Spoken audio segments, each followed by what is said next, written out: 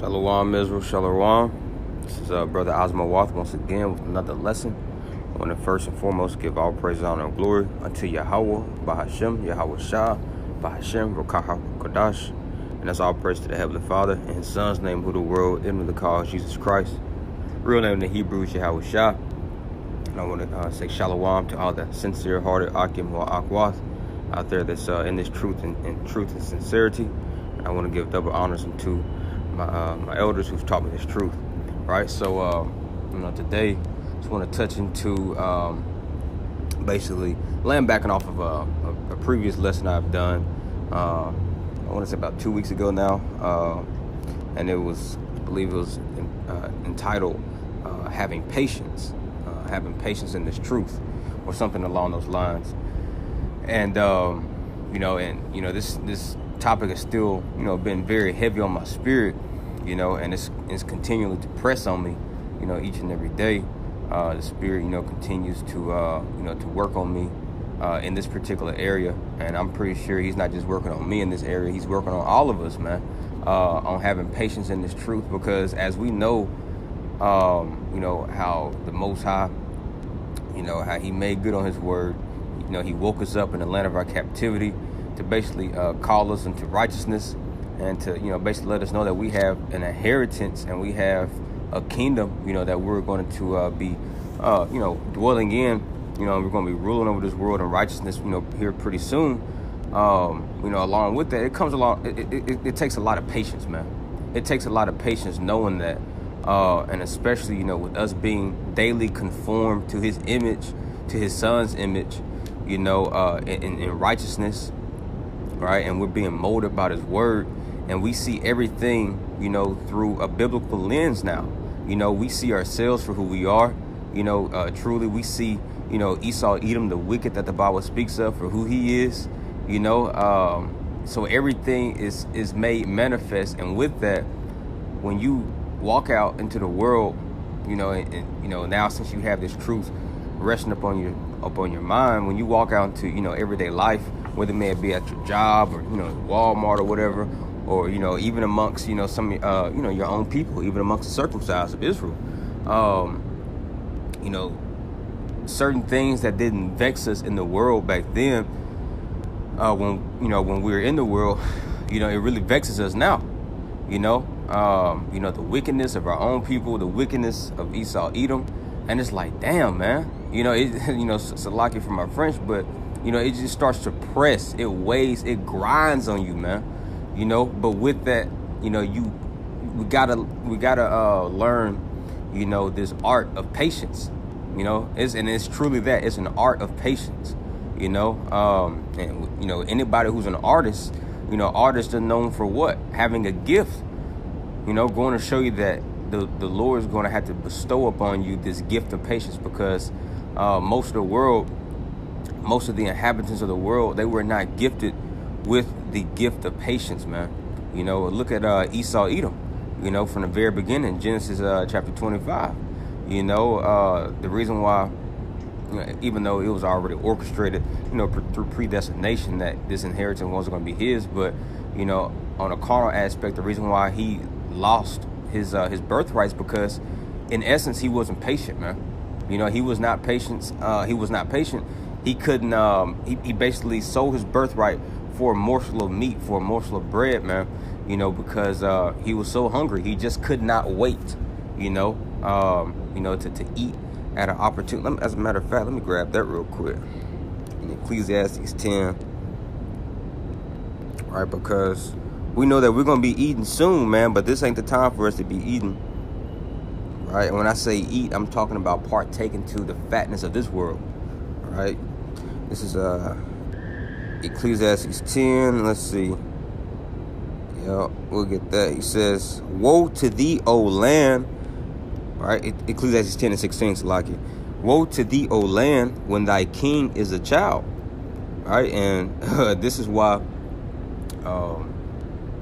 this land is in great mourning and woe, because Esau, Edom, he's a child, man. This is why you got damn amusement parks everywhere. Everything is cultivated to your carnality. Everything is cultivated to basically please, you know, all five senses of your flesh, man. You know, and that's what kids want to do. You know, they want to eat damn cookies all day long, you know. But this man, he makes wickedness so sweet in the earth. You know, he makes everything, you know, a joking scene, you know, a joking scene. Nothing is serious in this man's eyes, man, except wickedness, right? He takes that very seriously, right? Verse 16, he says, woe to thee, O land, when thy king is a child, and thy princes eat in the morning. See that? And thy princes eat in the morning. And, you know, if you know anything about our culture, it wasn't our culture to, you know, as soon as you get up, you know, you be like a Babylonian, you know, as soon as you wake up, you go eat. No, we wait, man. You know, we wait. And that's on a carnal aspect. But on a spiritual note, right, we have to wait. We cannot be like Esau, Edom, and not have that patience within us, and not and we, you know, eat at an inopportune time, man, right? Because although the Most High did wake us up, you know, to let us know that, you know, we are the next rulers to be, it's all in due season, man. It's all in due season. As a matter of fact, let me grab that. I can't remember exactly where it's at. I'm just going to keyword it. In due time. Let's see. I believe it's 1 Peter. Yep. 1 Peter 5 and 6. And he says, humble yourselves, right? And this is a part of the Lord himself humbling us, man, because, you know, now we're being afflicted in areas that we were never afflicted in before, you know, when we're into the world. You know, when we're in the world, we weren't humbled, we weren't afflicted, you know, by, you know, just being around, you know, a bunch of Edomites, being around, you know, being at your job, you know. But now, you know, while you're in this truth, certain things are just starting to tick you off, right? But this is a form of the Lord humbling you. But now he's giving you he's giving you a chance to basically humble yourself and, you know, cultivate that patience within inside of yourself. He says, humble yourselves, therefore, under the mighty hand of Yahawah, that he may exalt you in due time. See, that's that he may exalt you in due time. We want to show you that there's a due time that we will be exalted. This time is not now, right? That time is not now, right? So while we're basically in the cut, just waiting to be exalted, what do we have to do? We have to do like 1 Peter chapter 2 tells us to do. Basically, let's grab that. Let's grab that. Let's grab that real quick. It's either chapter 2 or chapter 1. Let's see.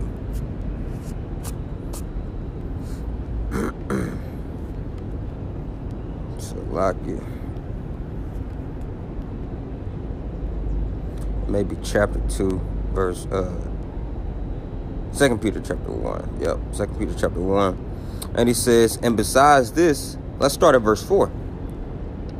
Yeah, let's start at verse 4. He says, whereby are given unto us exceeding great and precious promises.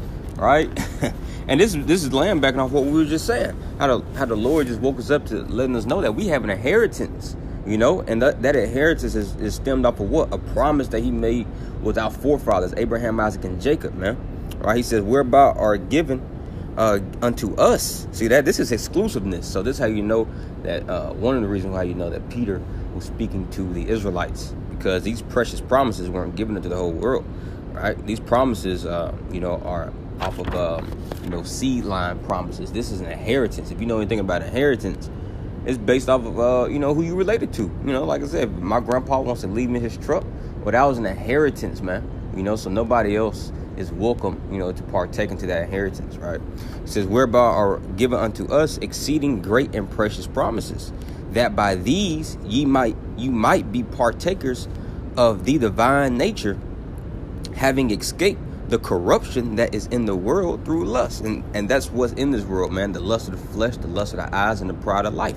Like 1 John chapter 2 tells you. That's all that's in this world, man. Right? But he says this. He says, and beside this, giving all diligence, add to your faith virtue, and virtue knowledge, and to knowledge temperance, and to temperance patience. See that?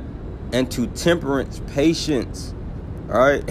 And in my last lesson, well, a couple of lessons before this, you know, when we was going into, you know, patience. We went into those words, virtue and knowledge and temperance and patience. Y'all can look them up, for yourself, and I highly recommend you to, because getting the proper definition of it will definitely bring more clarity, and it'll basically give you a better understanding on how this patience is cultivated, right? He says, let's read that again. He says, and to knowledge temperance, and to temperance patience, and to patience godliness, and to godliness brotherly kindness, and to brotherly kindness charity. For if these things be, verse 8, for if these things be in you and abound, what does abound mean? Meaning to basically multiply, right? Because YAHAWAH, like Luke 19 tells you, right? He gave us these talents, right? He gave us these gifts, but he expects you to multiply them. He expects them to abound, right? He says, for if these things be in you and abound, they make you that you shall neither be barren nor unfruitful. See that? Nor unfruitful. Because, hey, what did he say in Matthew chapter 3? He says that the axe is laid to the root of the tree, right? Every tree that does not produce fruit shall be hewn down and cast into the lake of fire. So if it's your heart's desire, right, to basically produce fruit, well, here the rock of the church is telling you how you can never be unfruitful if you put on these things right here. And one of the key, the main traits of this is what? Patience, man. Patience. He says, for if these things be in you and abound, they make you that you shall neither be barren nor unfruitful in the knowledge of our Lord Yahawashi HaMashiach. But he that lacketh these things is blind. See that? But he that lacketh these things is blind, and cannot see afar off, and have forgotten that he was purged from his old sins. Yeah, because if you lack patience, if you lack knowledge, if you lack temperance or brotherly kindness or brotherly charity, guess what, man? You're going to forget that it was Yahawah that woke you up to your true nationality and called you to repentance. Why? Because you weren't making use of those talents that he gave you. You were not abounding in them. So what did he say he was going to do? Take them away and give them to somebody who's more worthy than you. Right? Verse 10, he says, wherefore the rather, brethren, giving diligence to make your calling and election sure. Right? See, going to show you that you had to have been called into this, man. Right? We just didn't walk into this. No, he called us and he elected us. Right? So he's telling us, if you want to make your calling and election sure, for if you do these things, do what things? The things that's spoken about in verses 5 through 8. If you do these things, you shall never fall. Meaning, you shall never fall out of this truth. Right? And this is why we see a lot of brothers and sisters, man, fall out this truth. And Lord willing, it won't be, me or any of you all that's listening, man. So, so this is just, a little segue into, something I wanted to speak about today. Right? So let's grab this while we're in Peter. Let's go to chapter 3. We'll start at verse, let's see. We'll start at verse 12. Right, and hence the title of this lesson. Perhaps I haven't titled it yet, but it might be "Hasten Not Above Yahawah." Right, because let's read this first and then we'll expound upon it. 2 Peter 3 and 13. Nevertheless, Salakia, 2 Peter 3 and 12. Looking for, and how do we look? We look through the eyes of a seer, through a prophet, through prophecy, man. Right, so. As we're looking through these prophecies, right, he says, and hastening unto the coming of the day of Yahawah, wherein the heavens being on fire shall be dissolved, and the elements shall burn with fervent heat. See that? So are we not looking forward to that? Are we not hastening forward to that? If you're in the right spirit, there's a couple of, there's certain brothers, man, that's out there, and you best believe that they're not actually looking forward to it. Why? Because they're like John chapter 3 says that men love darkness rather than light, right? They don't want their sinful deeds to be reproved, right? This is why certain individuals, they don't hasten the day of Yahawah, man. But once again, this is addressed to the sincere-hearted Akinwa Akwah, right? So if you're sincere in this thing, we're going to be hastening. right? The coming of YAHAWASHI. Why? Because we're ready to partake of this inheritance, man, right? We're ready to be exalted in due time, right? But while this season of us still being in this base estate, if you will, right, the Lord is still purging out that wickedness of our forefathers, right? And we're going to get, because, we are still here because of what our forefathers have done. And if you can receive it, basically what we have done in our past life, because we are our forefathers. And also he's just basically cultivating in us, these necessary traits for a proper king and a princess, man, for you sisters out there, right? So let's read verse 13. He says, nevertheless, we, according to his promise, see that? According to his promise, look for new heavens, meaning new rulership, and a new earth, right? Meaning talking about a new system of doing things, right? Because when you read Ecclesiastes chapter 1, it tells you that that the planet Earth abideth forever. So what is this new heavens, this new earth? It's talking about a new regime, a new world order, right? So he says, wherein dwelleth righteousness. Verse 14, wherefore, beloved, seeing that ye look for such things, be diligent that you may be found of him in peace. See that? And that's how we want to be found, man. We don't want to be found, basically, on the wrong side of YAHAWASHI. It basically found in his wrath, man. We want to be found in peace. And how's the only way we're going to be found in peace? John chapter 16. YAHAWASHI tells us that he says, peace I leave with you, man. Right? And what's that peace? None other than this truth, having this knowledge and wisdom, like Isaiah 33:6 says, for wisdom and knowledge shall be the stability of thy time. Right? That is that peace, the wisdom and knowledge. It says, let's go back. Wherefore, beloved, seeing that you look for such things, be diligent, right, that you may be found of him in peace, without spot and blameless. Yeah, without spot and blameless. And that's the characteristics of the elect, man.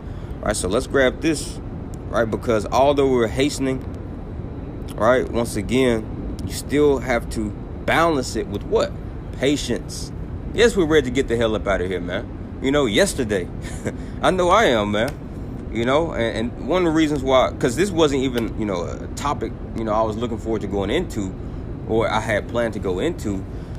I had a couple other things in mind, but it was just, once again, like I said, it was just pressing upon me, man. After I left camp yesterday, my spirit was just worn out, and, man, I was just my spirit's just vexed, man, just annoyed, from Babylonians, and even some of my own people. And it's like, damn, man, I'm just ready to get the hell up out of here. I'm ready for all hell to break loose, martial law come on and just get on out of here, man, right? But you can't, although we're hastening for those things, we cannot hasten above YAHAWASHI, right? We have to stay in alliance and in his perfect will and in his time frame, right? Because, listen, as much as we ready to get up out of here, it's still based upon when he say it's time to leave, all right? It's still everything is still governed, by his order, if you will. No matter how much your emotions or your own will is involved, man. Nah, man. Everything is based off of him. So yeah, let's go here to Ecclesiastes 7, verse 8. Let's start at verse 7. He says, surely oppression, right, maketh a wise man mad. So yeah, although, like I said, you still have to balance these things out with patience, right? That doesn't mean that, you're going off, by basically seeing this oppression done and you're mad about this, right? You're mad about, your people, and even you being persecuted on a day-to-day basis. These people vexing the hell out of you on your job, your woman, and if you got kids, your parents, just, regular civilians out there on an everyday basis, right? Seeing this oppression, being oppressed. If you're a wise man, you're going to be mad, right? He says, and a gift destroyed the heart, right? Because Esau likes to, passes down these little petty gifts to basically make us docile and basically pacify us, man. Verse 8, he says, better is the end of a thing. See that? Better is the end of a thing. And who's the end? 2 Ezra 6 and 9, like we go into often, man. Esau is the end of the world. So better is the end of Esau's rule and reign of terror than the beginning thereof. So we're in the best case scenario, All right. Although, you know, we ready to get up out of here yesterday, we are still in the best case scenario because we know that this is the end of this man's rulership and not the beginning. The beginning was when? During the time of the damn Greeks, man. You know, Alexander the Great, you know, so-called King Antiochus Epiphanes, you know, and so on and so on. That was the beginning of the end. But now we're at the end of the end, man. So once again, we're in the best case scenario, right? So we cannot, you know, vex ourselves, allow these people to vex us. We just gotta basically just dig our heels in the sand and just gather up this last little bit of patience that the Lord has blessed us with. He says, and the patient in spirit, see that? And the patient in spirit is better than the proud in spirit. See that? So this is what the Lord is looking for. He's looking for those when he comes back. And this is how you're going to be found in peace, when you're patient, right?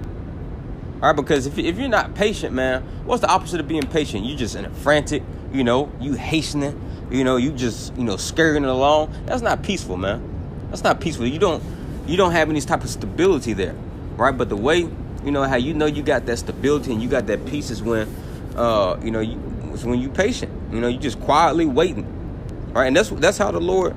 That was the fashion that the Lord told us to be in when he delivered us out of ancient Egypt, man. See that? Let's grab that real quick. Let's go to Exodus. Let's go to Exodus, I believe, verse 14. We'll start at verse 13. Let's see here. Yep. Exodus 14:13. And Moses said unto the people, fear ye not. See that? And that's another characteristic that we got to be in. That's another trait that we got to have. Is not fearing, man. Right?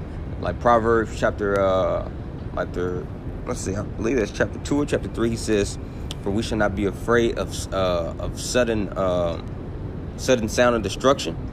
All right? And there's about to be a sudden sound of destruction in the land, man. You know?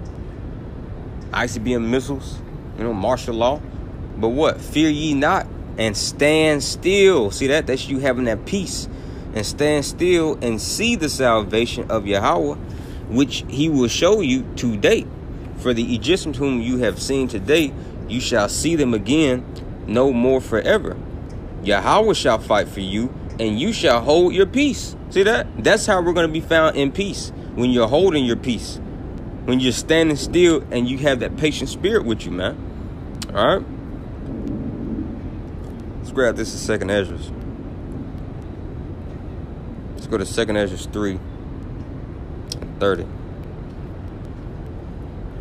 Start at verse 30. He says, and this is the spirit that Ezra was in, man. You know, like I said, we're not necessarily going off, you know, for his brothers and sisters that's just, you know, ready to get the hell up out of here right now. That's good. Keep that spirit of hastening, man. You know, don't let it go. But once again, we got to balance that thing. You know, once again, Proverbs 11:1, a false balance is an abomination to YAHAWASHI, right? And you still got to understand that we still, serving our time of captivity. Captivity ain't up yet, you know? So we still got to suffer this thing patiently, man. All right? So let's just see the type of spirit that Ezra was in. A righteous prophet, man. See, one of my favorites, as a matter of fact. See, verse 30, he says, for I have seen how that thou sufferest them sinning. And that's what we see too, man. You know, it seems like, you know, YAHAWASHI is basically turning a blind eye, you know, to some of this wickedness. But now since we know this truth, we know that's not the case, you know. But from an outsider looking in, you know, they'll think the same thing too, right? He says, and has spared the wicked doers, and has destroyed thy people, and has preserved thine enemies, and has not signified it. Verse 31, I do not remember how this way may be left. Are they then of Babylon better than they of Zion? See that? And that's a rhetorical question, man, because we know Deuteronomy 7:6, we're above all people, right? That's when we keep the law, statutes, commandments. But we're below these people right now because we went off, man. You know, that's why it seems like that these people are better than us, although they're not. But the Lord is basically, once again, humbling us until it's that due time for us to be exalted. Verse 32, or is there any other people that knoweth thee beside Israel? Or what generation have so believed thy covenants as Jacob? Verse 33, and yet their reward appeareth not, and their labor hath no fruit. Right? And the wicked, their fruit, the wicked's labor, right? Their fruit is a bunch of just fruit of mischief, like Scripture says, man. Fruit of wickedness. He says, for I have gone here and there through the heathen, and I see that they flow in wealth and think not upon thy commandments. Yeah, like Psalm 73 said. All right, David has said that that they are not in trouble as other men. Yeah, these heathens, they are not in trouble, man. This is why they can, just proudly and gladly walk, on these stolen lands, these stolen streets of Babylon, and just vex the shit out of you, man. Why? Because they're not in trouble like other men. They're flowing in wealth. They happy. They taking their kids out to soccer games, football games, and, just living it up. While we over here is being vexed, man. Although we still do have this peace inside of us, and the only form of relief that we have is through these scriptures, man. All right. But he says, verse 34, he says, weigh thou therefore our balance. Weigh thou for our wickedness now in the balance, and there's also that dwell the world. So basically, Ezra is saying, get like this balance beam and put our wickedness on one side and put theirs on the other side. He says, and so shall thy name nowhere be found but in Israel. Or when was it that they which dwell upon the earth have not sinned in thy sight? Or what people have so kept thy commandments? Verse 36, thou shalt find that Israel by name have kept thy precepts, but not the heathen. Yeah, and we know that the Israel is really going into like Galatians 6 and 16, the Israel of the Most High. See that? The Israel of God, which will be none other than the elect, because 2/3 of our people, they're not keeping the precepts, man. They're not keeping these laws, statutes, commandments to the best of their ability, man. Right? And they're the 2/3, they're part of the heathens that's vexing us as well, man. Right? They're part of the ones that we need saving from and deliverance from as well. All right? Let's get this real quick. Second Ezra 6. Second Ezra 6 and 59. He says, if the world now be made for our sakes, right, the Israelites' sakes, why do we not possess an inheritance with the world? How long shall this endure? Yeah, and that's the key. That's the question of the ages, man. How long shall this endure? Right now, if you know that this has something to do with time, right? How's the Lord tell us to deal with time? In patience, man. In patience. All right. So no matter how long this thing is going to endure, we got to continually to patiently endure. All right. Let's get this real quick because it kind of gives you a brief scenario, a brief summary of the case that we're in right now. This is Lamentations 5, start of verse 5. And it says, our necks are under persecution. Yeah, if you got anybody's necks, that means that you have full sway and control over their body. Your neck, that's what supplies your oxygen, man. You cut that off, you're dead, man. Right? But our necks is under persecution. Look at George Floyd, man. Right? That brother's neck was under persecution. Our ancestors' necks, being hung, But upon a more, spiritual note, just us being oppressed, man. We can't breathe, in this thing, emotionally or spiritually. The only way we can breathe is through what? Wisdom. Like that's why wisdom had to give us that breath of life. Like Wisdom of Solomon 7:25 said. This is what revived us, man. This is what basically broke those chains of oppression off of our neck, that yoke of iron off of our neck. John 8 and 38. You shall know the truth, and the truth shall make you free.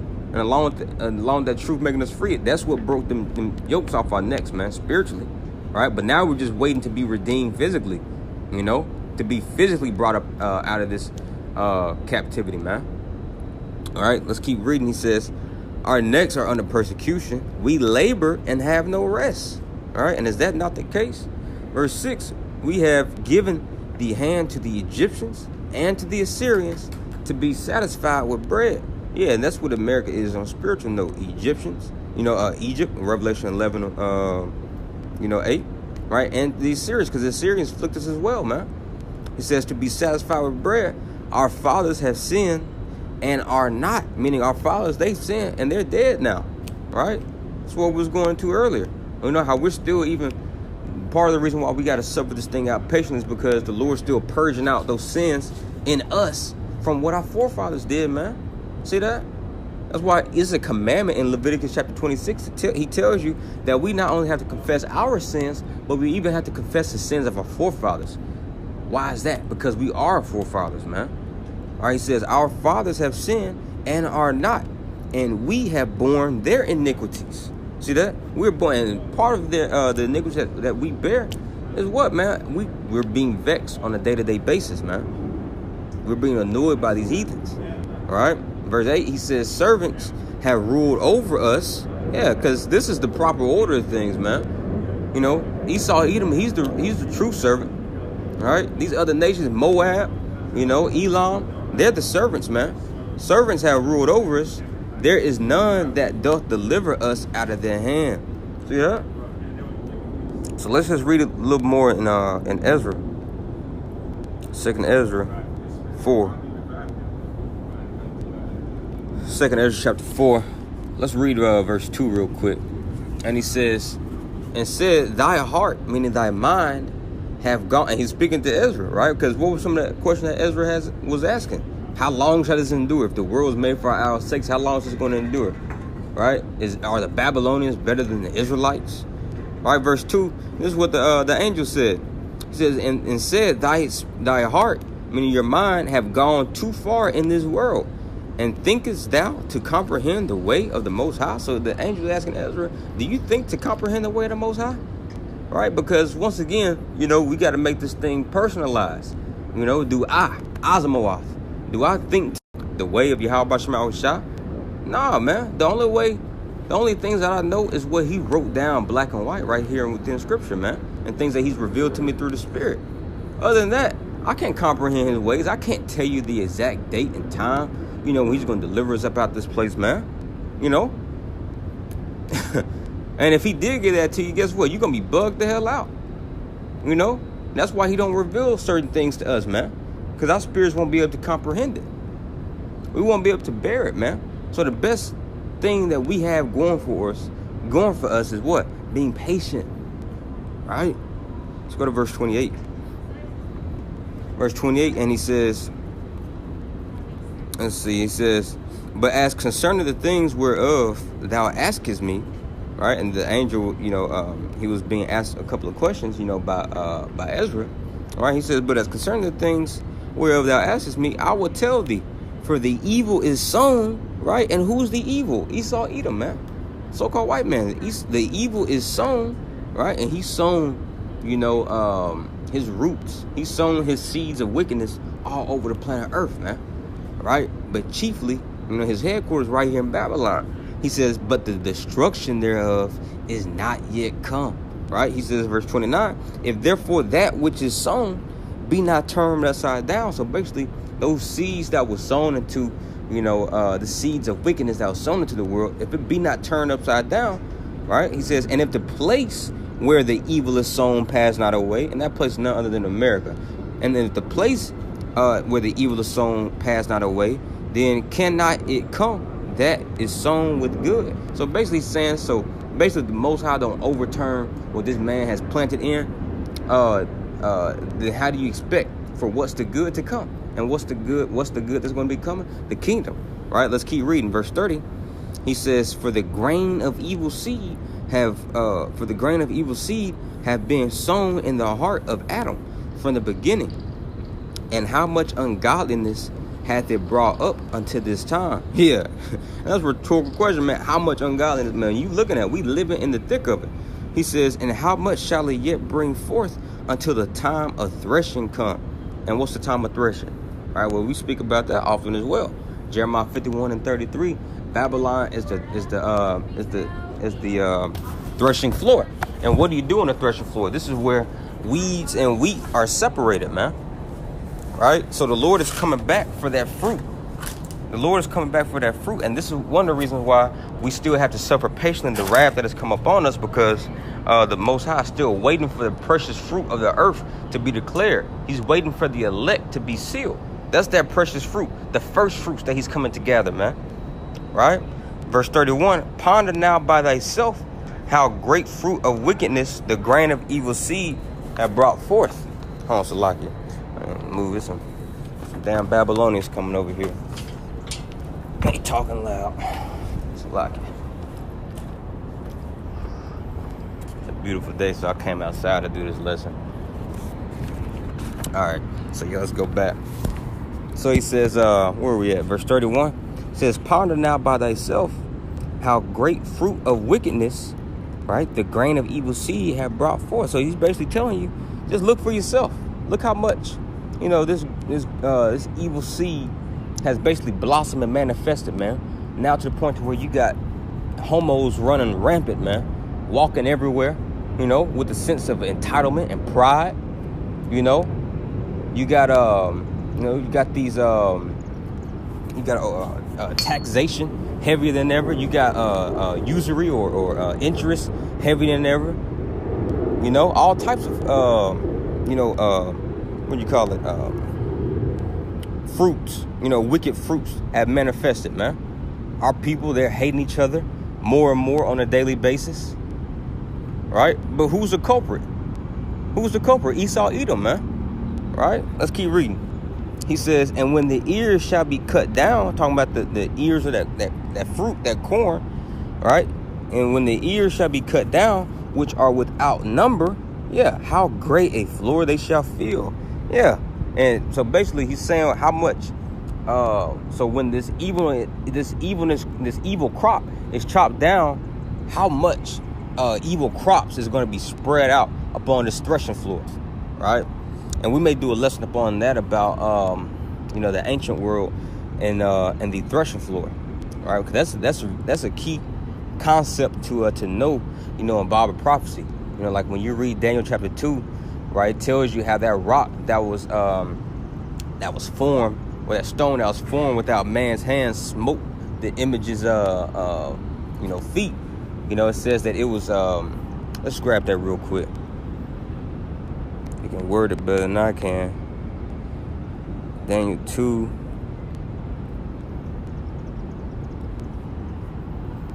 Let's see here.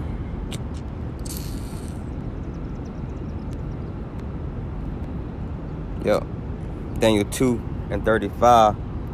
He says, then was the iron, the clay, the brass, the silver, and the gold broken to pieces. And this is all representing the kingdoms that had the Israelites in captivity, starting with the Babylonians, the Medo-Persians, the Greeks, the Romans, and then the revised Roman Empire, the NATO, and the EU. All right. Then was the iron, the clay, the brass, the silver, and the gold broken to pieces together, and became like the chaff of the summer threshing floor. See that? Why is it the summer threshing floors? The threshing floor is where you reap. After you reap that harvest, you lay that harvest you lay it out actually upon a concrete surface.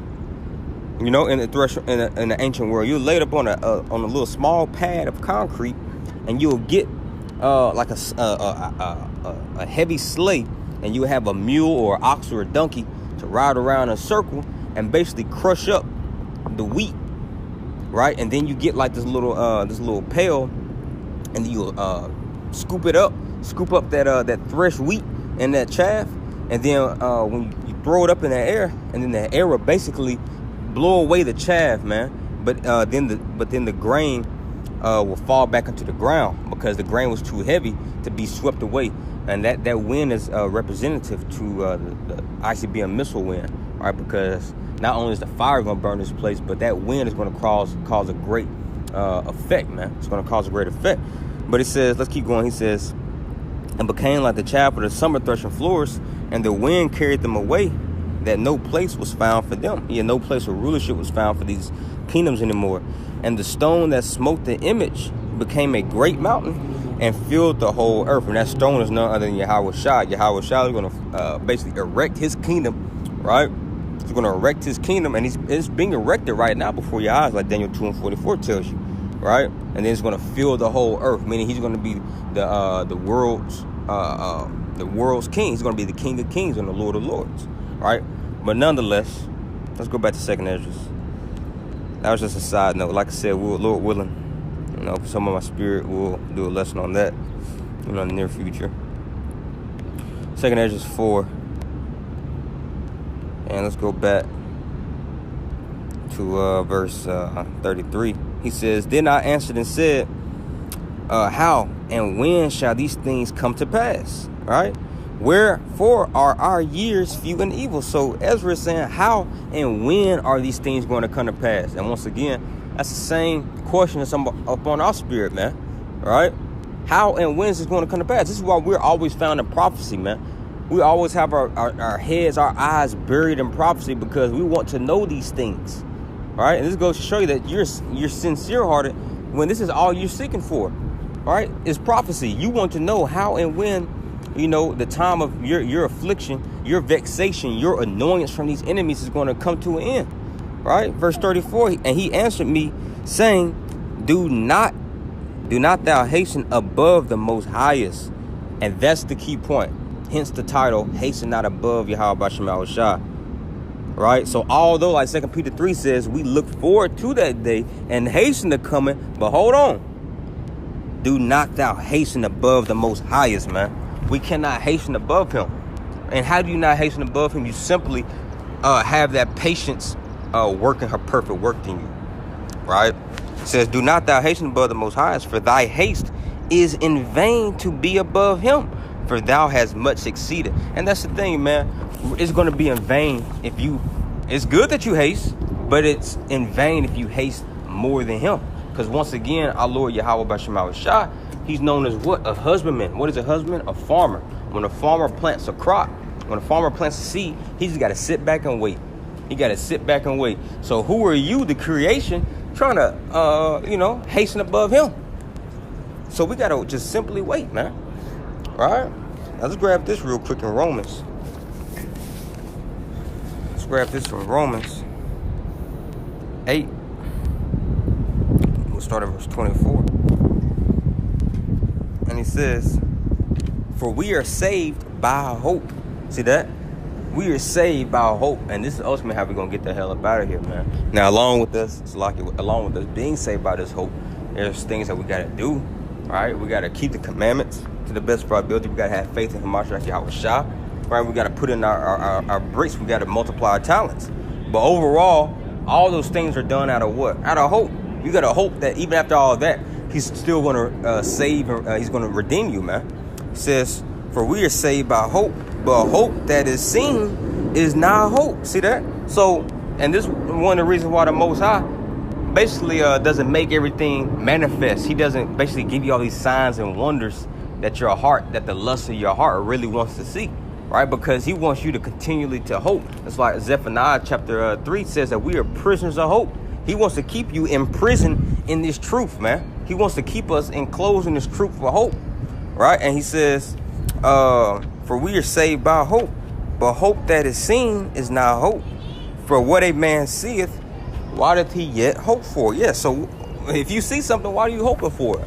Right? And that's why Esau, he has no reason to believe in the kingdom to come. Right? Because he's already got his kingdom to come. He's already got his kingdom right now. Right? So what he got to hope for another kingdom to come when he already got his, man. Right? Nonetheless, verse 25, he says, But if we hope for that we see not, and that's our case right now. We're hoping for something that we don't see. We don't see the kingdom. We don't see YAHAWASHI. We don't see us physically, in rulership. Right? But let's see how we got to wait for it. But if we hope for that we see not, then do we with patience wait for it. See that? We with patience wait for it, man. All right. So once again, although we're hastening to get up out this predicament that we're in, we're not hastening above YAHAWASHI, but we with patience hope for it, man. All right. Everything's a balance with YAHAWASHI. Let's go here real quick in Baruch. Let's go to Baruch chapter 4 and 25. We'll start at verse 24. He says, Like as now the neighbors of Zion have seen your captivity. Yeah, like Esau, Edom, they seen our captivity. Hell, they're the ones that put us in this captivity. Elam, who else? The Philistines, the Ashkenaz, all these other nations, man. Right? So like as now the neighbors of Zion have seen your captivity, so shall they see shortly your salvation. Right? And who's our salvation? None other than YAHAWASHI. Right? Psalms 98, verse 1 and 2. He has openly showed his salvation in the sight of the heathen. Right? So YAHWASHI is going to be openly, clearly made manifest to the naked eye, to the visible eye. Right? He is our salvation. He's going to be known and seen amongst all men, amongst all kindreds, upon all tribes of the earth. And he says, like as now the neighbors of Zion have seen your captivity, so shall they see shortly your salvation from our power, which shall come upon you with great glory and brightness of the everlasting. Verse 25, my children, suffer patiently the wrath that is come upon you from Yahweh. See that? And this right here, this spoke to my spirit, man. This verse right here is what really prompted me to do this lesson, man. You know, after, you know, what I was, you know, just basically being pressed in the spirit, you know, here recently, you know, spirit directed me to this scripture, man. And this, hey, it spoke volumes to me, man. Let's read it again. My children, suffer patiently. Right? This going into the word what? Long suffering. Long suffering. That's another characteristic of the elect. When you read Colossians chapter 3. When you go into that word long suffering, it literally means exactly what it sounds like. You suffer for a long time. Right? But how do we suffer? We suffer patiently. Right? He says, suffer patiently the wrath that has come upon you from Yahweh, for thine enemy hath persecuted thee. Right? He says, but shortly thou shalt see his destruction, and you shall tread upon his neck. See that? Because right now, like we got in Lamentations chapter 5, he got our neck. But soon, you know, if we continue to stay true to this thing, stay locked into the spirit, you know, stay rooted and grounded, and know that this is the ultimate mind game, man. This is a mind game, bro. This is a mind game. And if you're not careful, it's going to bug you out. But you got to stay in the scriptures. You got to stay in these prophecies, you know, to have that sense of time. But you cannot haste above him, right?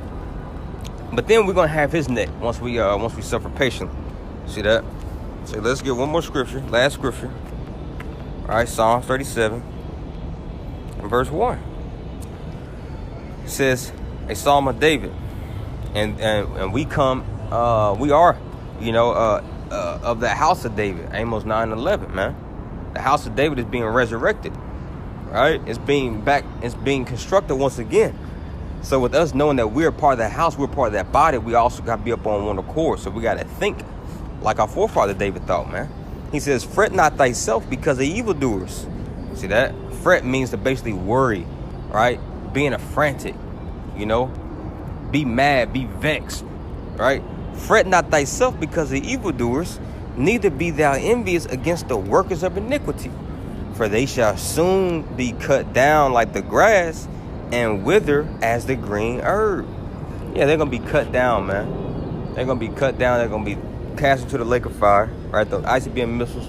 It's going to, you know, basically it's going to burn them up, right? But we can't fret ourselves because of these evildoers, man. We got to continually stay patient, stay built up in this truth, you know, and just suffer patiently the wrath that the Most High put upon us. And in due time, he will exalt us. Name me, I leave, you know, with any of y'all a challenge, man. Name me any promise that the Most High declared and it has not come to pass in due time, man. Put it up on in the comment section, right? But you're not going to be able to think of any. Why? Because he's not a man that he should lie. So we got to understand and realize that, man, you know, and accept it and just know it, right? Because he's not going to fail us, man. Look at the generations of old. Was there any ever that called upon his name and the Most High did not basically come to their rescue? All right. Yeah, man. So that's pretty much on that. Pretty much it on that. Hope that was edifying to you, Akin wa Akwa. You know, DTA, ball, a waffle up a ball. You know, Shalom.